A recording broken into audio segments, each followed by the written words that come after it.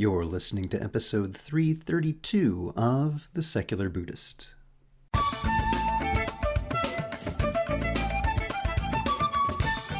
Welcome to The Secular Buddhist. I'm Ted Meissner. The Secular Buddhist is the official podcast of the Secular Buddhist Association, a grassroots-driven effort to answer the needs of secular teaching and practice for contemporary society.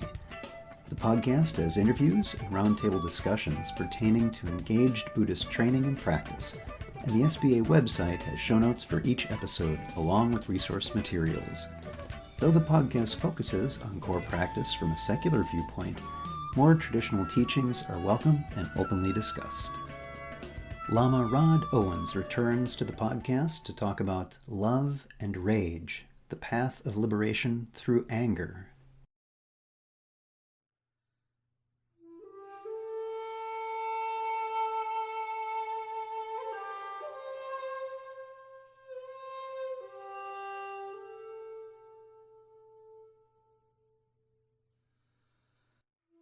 Hi everyone. Just a reminder that this podcast and all the other offerings by the Secular Buddhist Association can't continue without your support. Visit secularbuddhism.org and click on the contributions button if you find value in what the SBA has made freely available for over 10 years now. Thank you for your generosity and your care. This topic reminds me of a meme I've been seeing for several years and agree with. If you're not outraged, you're not paying attention. Anger is frequently condemned in Buddhism, confused with hatred, but it's not the same thing. Anger, the emotion, is, like other emotions, informing us about something in the world, often something that needs attention and change. Lama Rod Owens is an author, activist, and authorized Lama in the Kagyu school of Tibetan Buddhism, and is considered one of the leaders of his generation of Buddhist teachers. He holds a Master of Divinity degree in Buddhist Studies from Harvard Divinity School and is co-author of Radical Dharma, Talking Race, Love, and Liberation. Lama Rod is the co-founder of Bhumi Sparsha, a Buddhist tantric practice and study community, has been published and featured in several publications including Buddha Dharma, Lion's Roar, Tricycle, and the Harvard Divinity Bulletin. He offers talks, retreats, and workshops in more than 7 countries. So sit back, relax, and have a nice Darjeeling tea.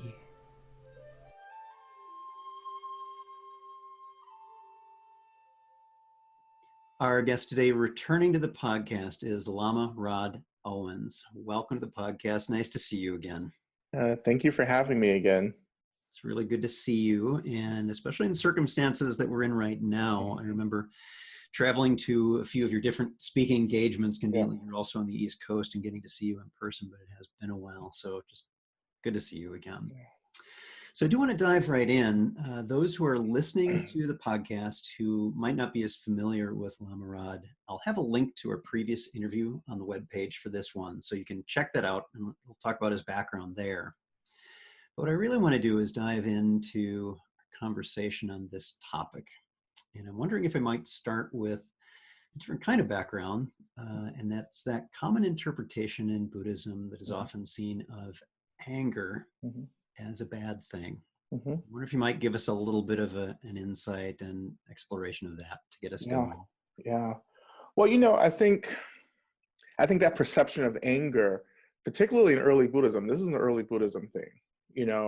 It's seen as something that has to be abandoned because I think it's something that's interpreted as being very strong, and being really closely related to passion, and how we can get really into a lot of trouble when we get involved with those really strong energy-filled emotions, So we're just going to get rid of it altogether, and that's the tendency, is to avoid, to abandon in early Buddhism. But when you move through the later traditions of Buddhism, particularly as you get into Vajrayana tantric practice, actually anger becomes something that we get really excited about, because it's the energy of the anger, right? That's what really gets us really excited, because we can get into that energy and transform it and use it for something else, right? And I think also particularly when these traditions landed in America, like we have to kind of understand that like anger is really closely related to justice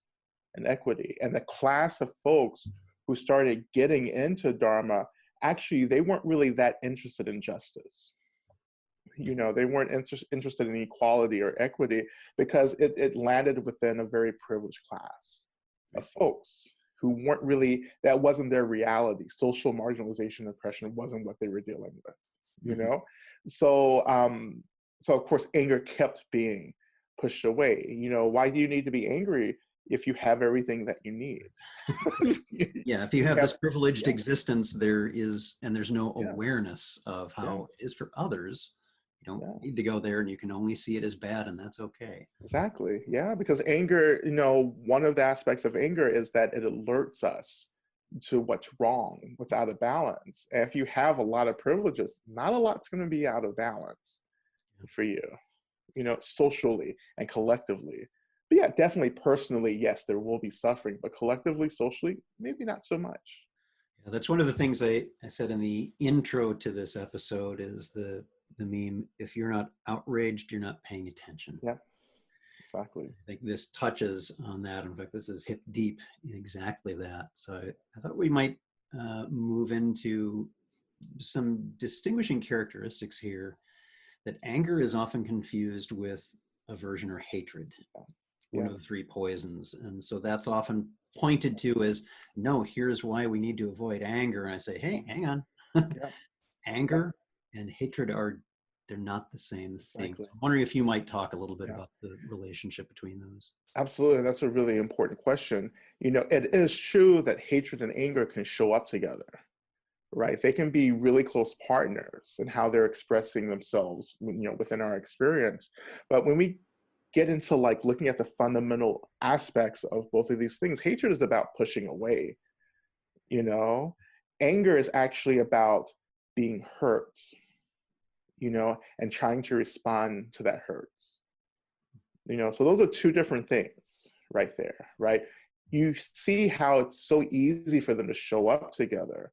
Like I can hate the thing that hurts me, you know, like I can be pissed off at this thing that's hurting me, this person, whatever it is. I can be really angry, but it's not the same thing, you know, and we have to kind of disrupt that pairing a little bit, you know, in the practice. And so, you know, for me, it's like, yes, there's hate and then anger. Anger, both of those are really tough for people to work with, absolutely. Because I think that both hatred and anger are ways in which they're like value statements.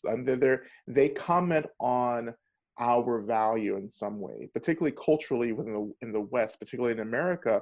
Like good people don't hate, good people aren't angry. You know?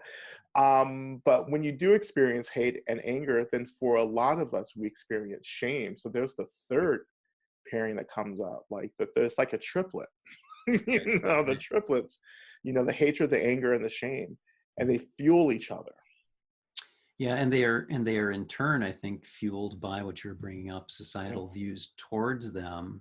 And an example I will often bring up is that if someone has difficulties with anger due to issues in their life, and compare that with someone who has issues with depression because of circumstances in their life. When someone is overwhelmed by depression, much as mental health and mental well-being there's a stigma there that's shifting a bit, but there tends to be more kindness towards someone who is overwhelmed by depression than someone who's overwhelmed by anger.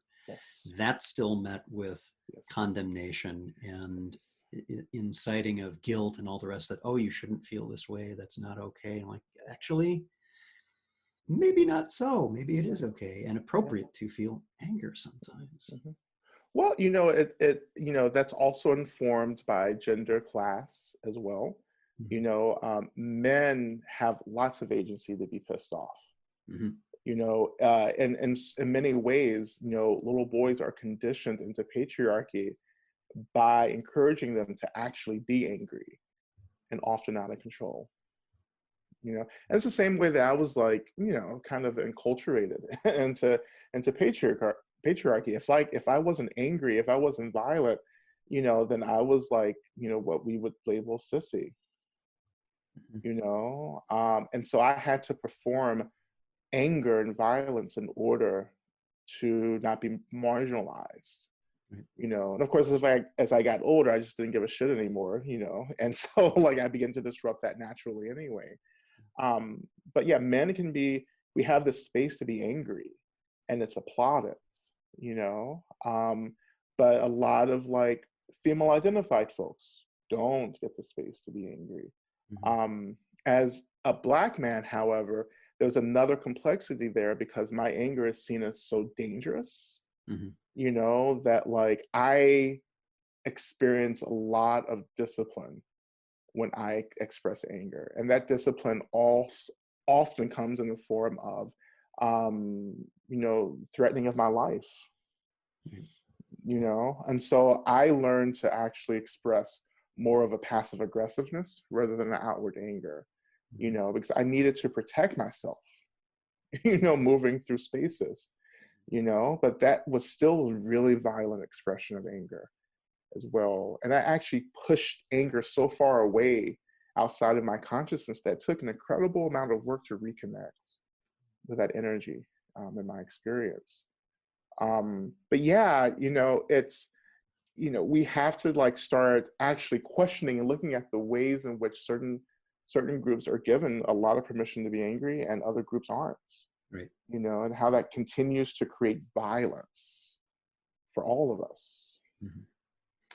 Yeah, I'm wondering if you might, something you had just said about your own journey in reconnecting Mm-hmm. with anger after it was so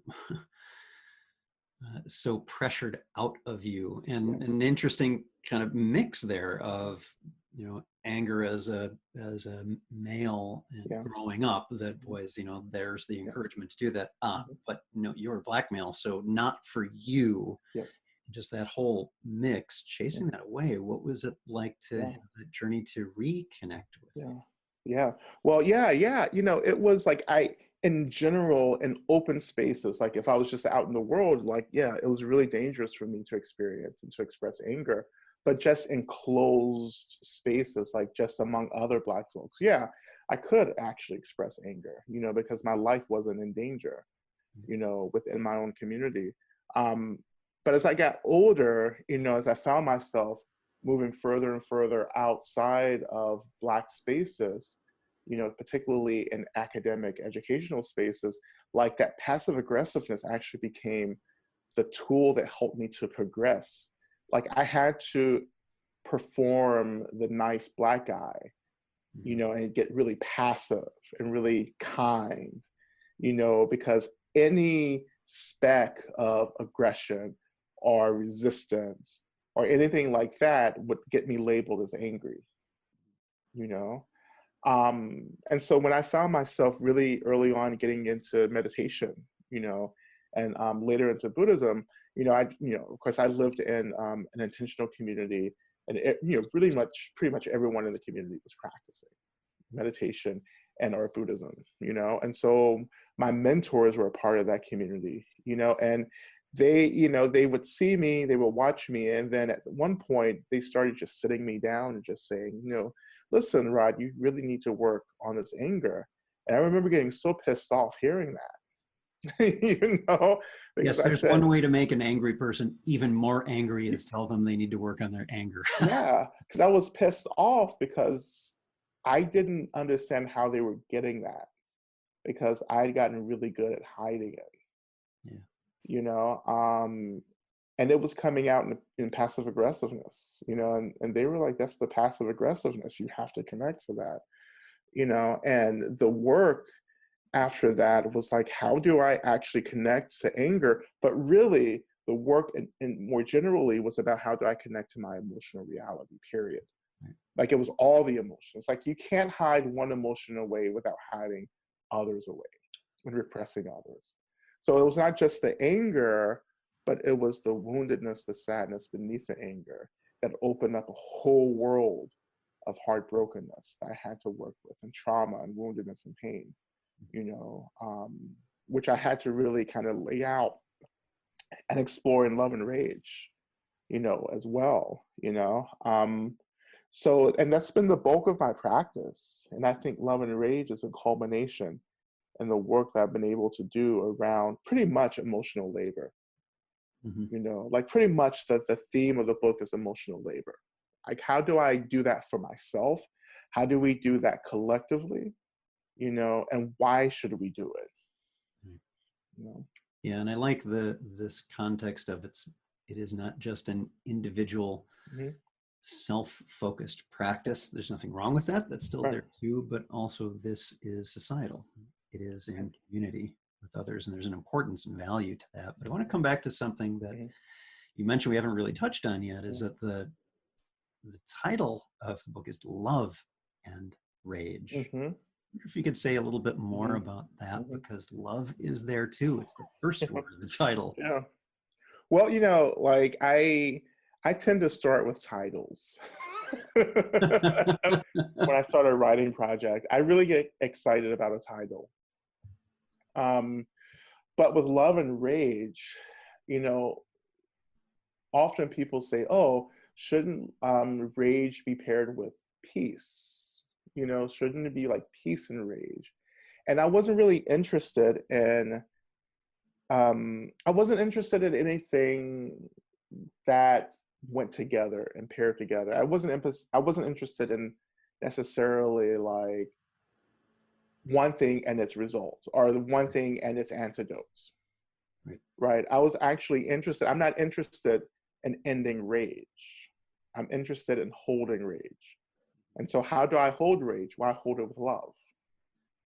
You know, and that's the point of the title. It's like I'm not trying to erase this really important experience. Rage is important.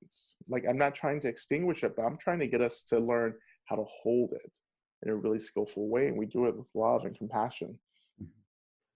I'm wondering if you might say a bit more about why it can be helpful to Yeah. explore rage when it arises instead of criticizing the feeling or bypassing it. Yeah. Yeah.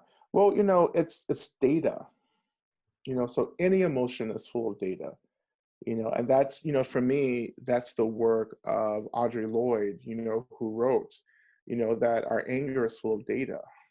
You know, any emotion is full of data, but definitely our anger, you know. And so I think that when rage arises, we have to like ask it, okay, what are you trying to tell me? You know, there's an important message that's being communicated, you know. And again, as we were talking about earlier, I think part of that message is that something's wrong. You know, something's wrong in the space around me, something's wrong in my experience, something's wrong in my relationship, something's wrong in my country, wherever it is, there's something wrong. And so I am having to take on the responsibility of looking for what's wrong and searching out, because I actually owe it first and foremost to myself.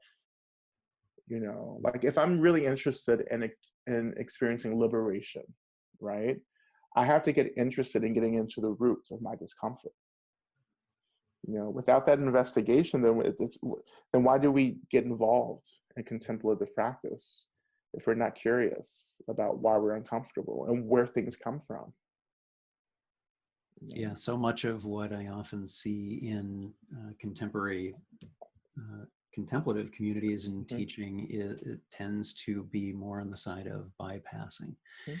Of course, teachers who are experienced with this and have their own history of taking a look and Mhm. seeing what's here, Mhm. not just the pleasant stuff, but also the difficult stuff, which may Yeah. include the things that are the underlying roots of anger or joy, Yeah. or all the other full data filled emotions that we may Yeah. have. Yeah. So I'm wondering if you can say a bit about uh, how you can work effectively with anger, Mhm. honoring it and learning from it. What are some ways to work Yeah. with and meet anger? Yeah. Well, I think one of the things that we have to begin to do is to experience or to kind of shift into a paradigm that begins to decenter comfort and begins to embrace discomfort. And so people may hear this and say, oh, but my life is already miserable to begin with.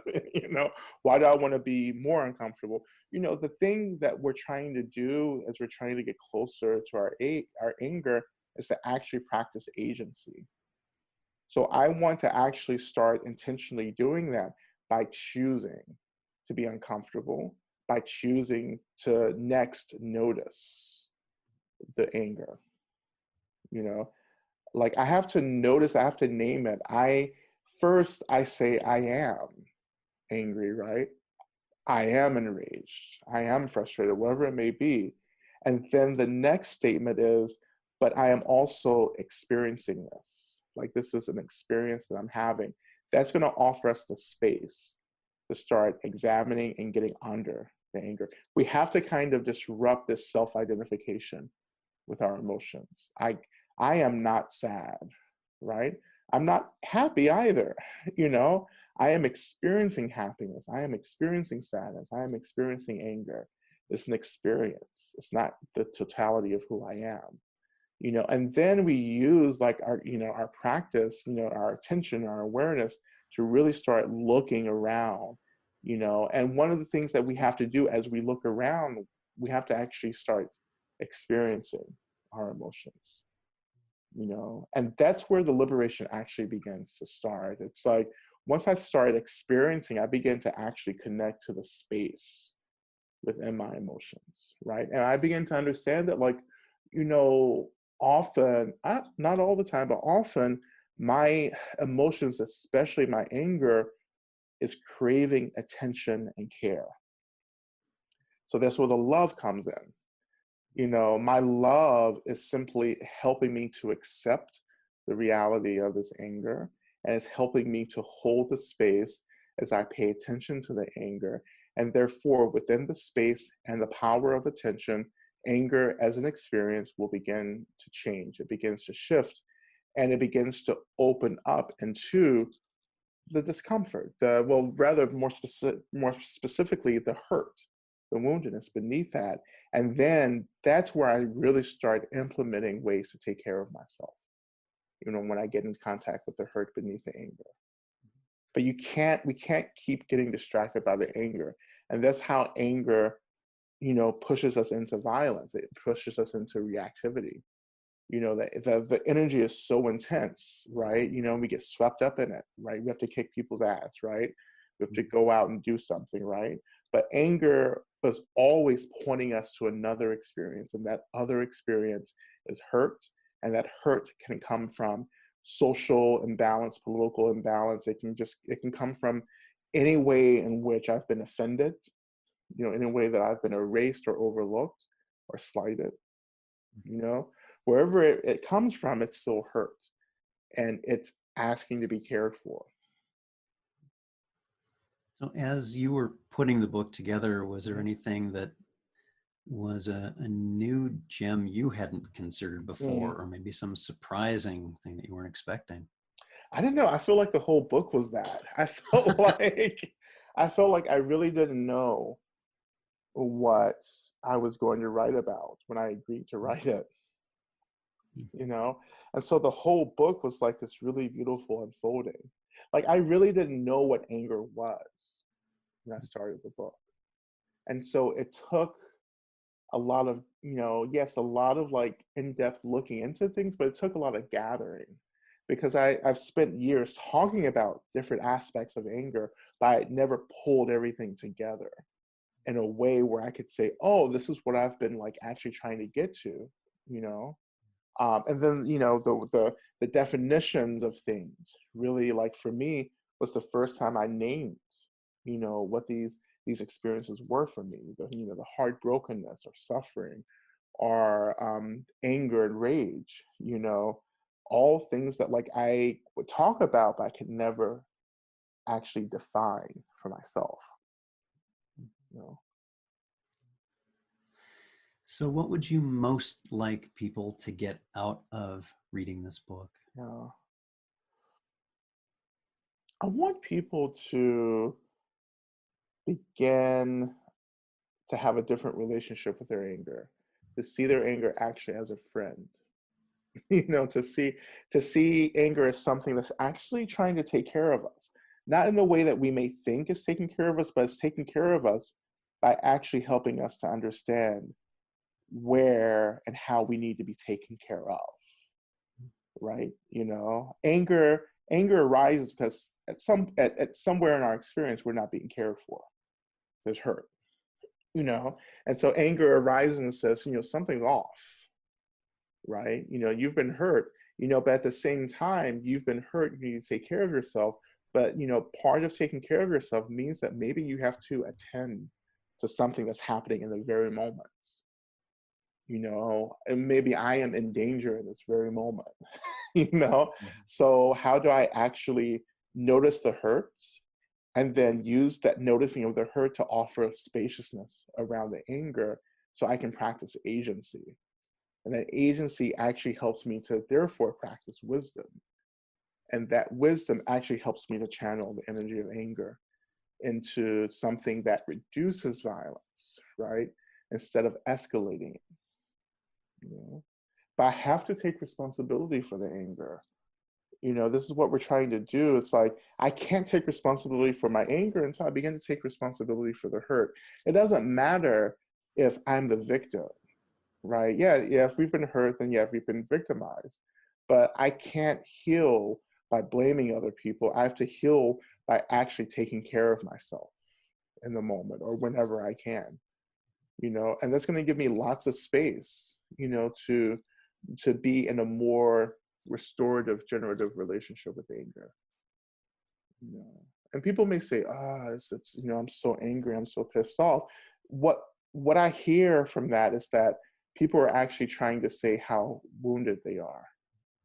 But again, we don't have, many of us are, have been influenced differently depending on, our identity locations. And so many of us don't have the language, particularly in patriarchy, little boys and men are conditioned not to admit woundedness and weakness, So to say that I've been hurt as a male identified person, as a cisgendered male, it's like, it's taken years to get there and to feel empowered by that, and to feel empowered, to feel so empowered that I can hold and meet the ways in which patriarchy as a system retaliates against me by expressing that woundedness. And it does in many ways all the time. Thank you for that. Yeah. So for those who are listening, we'll have links to the book I've been talking about today, Love and Rage, Path of Liberation Through Anger, as well as Radical Dharma. I have a link to that as well. Our guest today, Lama Rod Owens. Thank you so much for being here. Yeah, thank you.